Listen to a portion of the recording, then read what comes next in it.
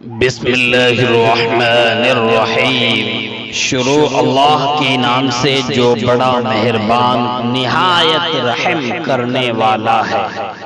خشکی میں آگ کا اثر اس قدر سرعت سے نہیں ہوتا جتنی جلدی غیبت انسان کی اچھائیوں کو جلاتی ہے، یعنی غیبت کرنے والے کی نیکیاں نہایت تیزی سے ختم ہو جاتی ہیں۔ جو نرمی سے محروم ہو وہ نیکی سے محروم ہوا، جو نرمی سے محروم ہوا وہ نیکی سے محروم ہوا۔ کھاؤ پیو اور خیرات کرو، اس حد تک کہ تکبر اور فضول خرچی سے بچے رہو۔ اگر کوئی 10 درہم کا ایک کپڑا مول لے اور اس میں 1 درہم حرام کا ہو، یعنی ناجائز طریقے سے کمایا گیا ہو، تو وہ کپڑا جب تک بدن پر رہے گا اللہ تعالیٰ اس کی عبادت قبول نہ کرے گا۔ کیا تم نہیں سمجھتے کہ سادگی ایمان کی علامت ہے؟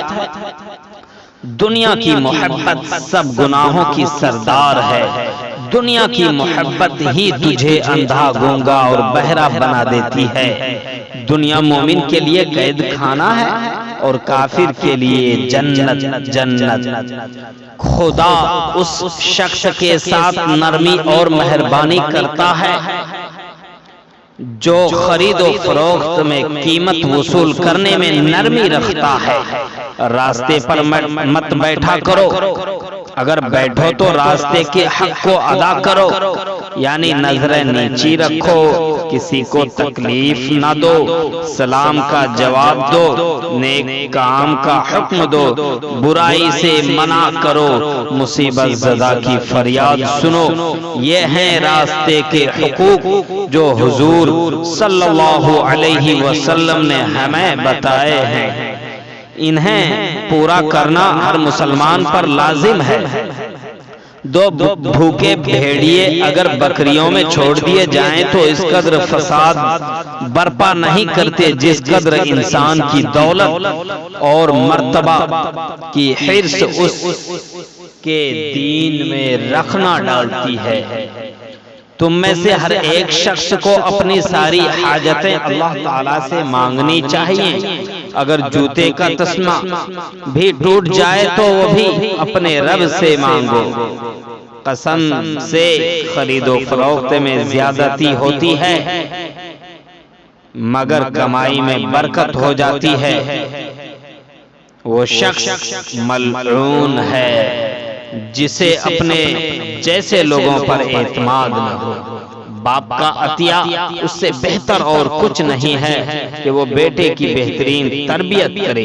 ایماندار اپنی زوجہ سے ناراض نہ رہے، کیونکہ اس کی کوئی بات اگر اسے ناپسند ہے تو کوئی بات پسند بھی ہوگی۔